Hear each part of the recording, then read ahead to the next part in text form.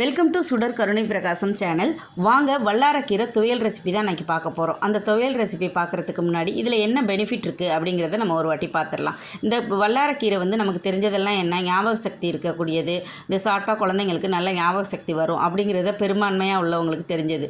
ஆனால் இந்த வல்லாரக்கீரை இந்த குழந்தை இல்லாமல் இருக்கவங்களுக்கு, பெண்களுக்கு என்ன முக்கிய காரணமாக இருக்கும்னா, இந்த சினைமுட்டை வளர்கிறதும் இந்த கர்ப்பப்பையில் நிறைய பிரச்சனைகள் இருக்கிறதும் தான் காரணமாக இருக்கும்.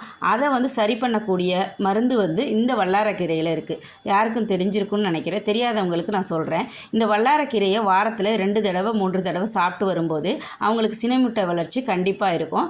ரெண்டாவது இந்த கர்ப்பப்பை சுத்தமான ரத்தத்தை எடுத்துக்கிட்டு அது அதோட வேலையை கரெக்டாக 28 டேஸ்க்கு சைக்கிளை நமக்கு இர்ரெகுலர் பீரியட்ஸ் எல்லாம் இருக்கிறவங்களுக்கு கரெக்ட் பண்ணிவிடும்.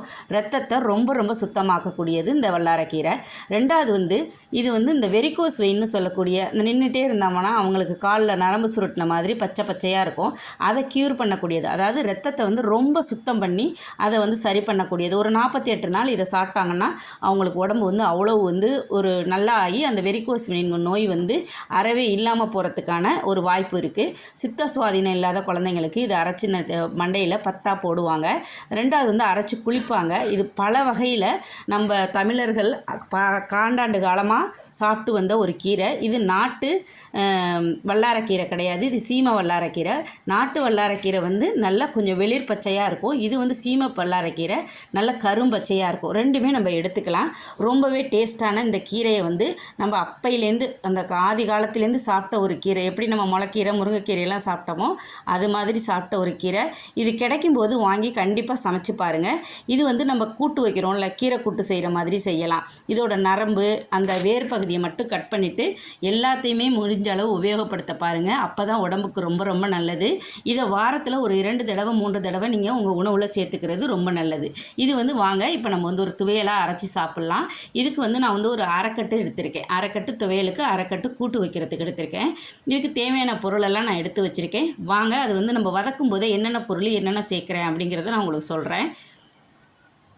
இதுதான் வல்லாரக்கீரை. வல்லாரக்கீரை கொஞ்சம் அந்த நரம்போடு சேர்த்து வச்சு நம்ம அரைக்கிறப்ப தான் ரொம்ப சத்து. இப்போ ஒரு கடாயில் நல்லெண்ணெய் ஒரு 2 டேபிள் ஸ்பூன் ஊற்றிக்கிறேன்.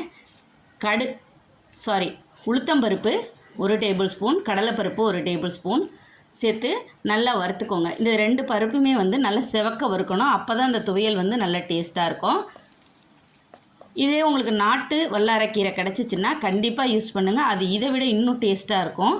இது கருப்பு கொஞ்சம் அந்த அடர்த்தியான பச்சை உள்ள ஒரு கீரை, சீமை வல்லாரக்கீரைன்னு சொல்கிறாங்க. இது வேறு எடுத்து நல்லா தண்ணி இல்லாத இடத்துல, அதாவது மேட்டு பகுதியாக இருக்க இடத்துல நட்டு வச்சாலே முளைச்சிக்கக்கூடிய ஒரு கீரை தான் இது. இப்போ ஒரு 5 வரமிளகா சேர்த்துருக்கேன்.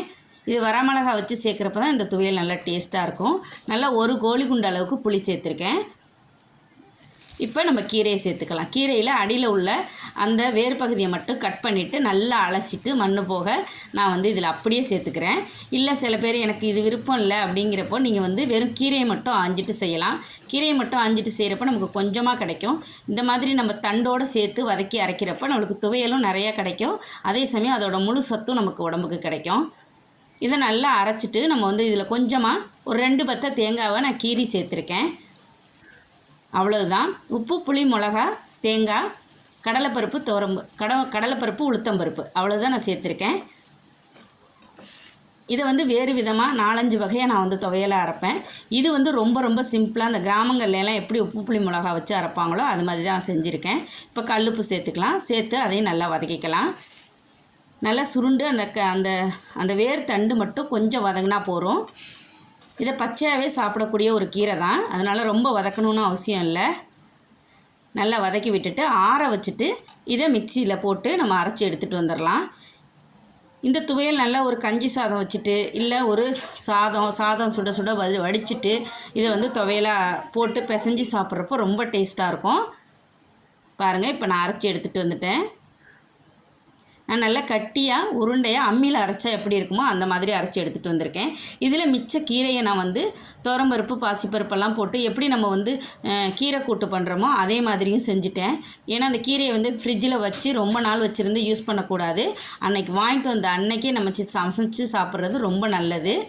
இப்போ நான் வந்து கீரை கூட்டு மாதிரியும் செஞ்சுட்டேன், துவையலும் செஞ்சுட்டு கீரை கூட்டும் செஞ்சுட்டேன்.